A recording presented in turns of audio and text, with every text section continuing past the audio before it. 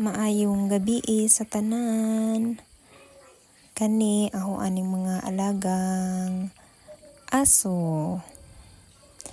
And ilahang pangan kay si Tofi, si Coco, si Peanut, ug si Hala.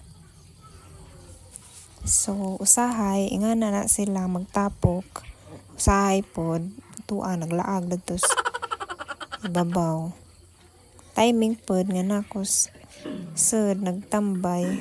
I mean sa teres.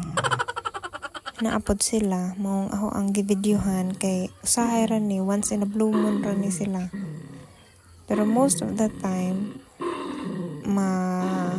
ngana na sila magtapok og kanang mga tingpauli na nila mga alas 12 sa midnight.